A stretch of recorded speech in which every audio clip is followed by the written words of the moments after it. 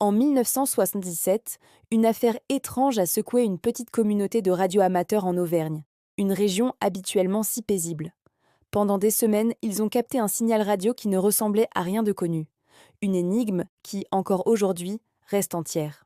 Imaginez, vous êtes chez vous, tard le soir, vous ajustez la fréquence de votre émetteur-récepteur, et soudain, au milieu du grésillement habituel, une voix, ou plutôt une séquence de sons, se fait entendre. Ce n'est pas une station de radio classique, ni une communication militaire ou civile identifiable, c'est autre chose. Une sorte de langage structuré, répétitif, mais totalement indéchiffrable. Ce qui a commencé comme une curiosité est rapidement devenu une obsession pour ces passionnés. Chaque soir, à la même heure précise, le signal revenait, imperturbable. Toujours la même séquence, la même cadence, comme une horloge fantôme égrenant un message venu d'ailleurs. Était-ce une blague sophistiquée, un test secret, ou quelque chose de bien plus étrange? Les radioamateurs de la région ont uni leurs forces, comparant leurs enregistrements, leurs notes, essayant de trianguler l'origine de l'émission. C'est là que l'histoire prend une tournure encore plus déroutante. Les premières tentatives de localisation semblaient pointer vers une zone forestière isolée. Mais lorsque les équipes se sont rendues sur place, il n'y avait absolument rien. Pas d'antenne, pas de matériel, pas la moindre trace d'une installation clandestine. Le mystère s'épaississait. Le plus incroyable, c'est que les jours suivants, le signal semblait provenir d'un autre endroit, puis d'un autre encore. C'était comme si la source de l'émission se déplaçait, sautant d'un point à un autre sur la carte, défiant toutes les lois de la radiodiffusion.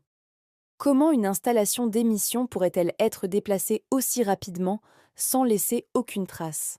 Les théories les plus folles ont commencé à circuler. Certains ont évoqué un satellite espion en orbite basse, dont le passage coïnciderait avec l'heure de l'émission. D'autres, plus audacieux, parlaient d'un phénomène naturel inconnu, une sorte d'interférence atmosphérique aux propriétés extraordinaires. Et bien sûr, l'hypothèse d'une origine non terrestre a été chuchotée. Après tout, un signal structuré qui se déplace intelligemment et qui reste indéchiffrable. Tous les ingrédients étaient réunis pour enflammer les imaginations.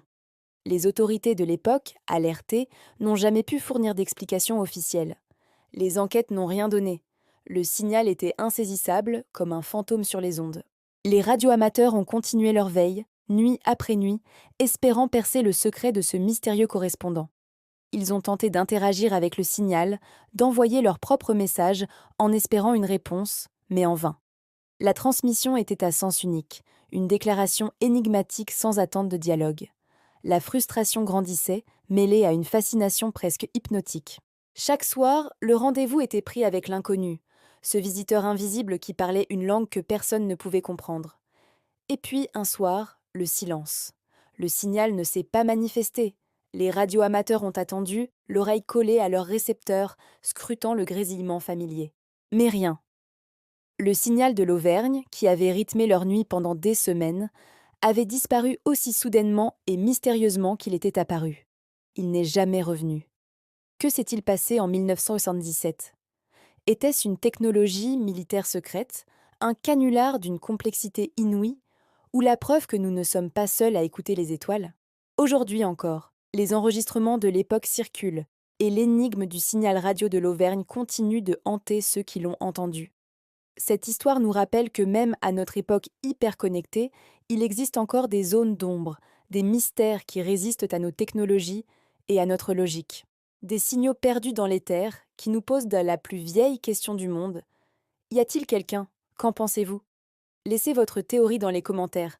Je suis curieux de lire vos avis. Si ces histoires mystérieuses vous passionnent, n'oubliez pas de vous abonner et d'activer la cloche pour ne rien manquer.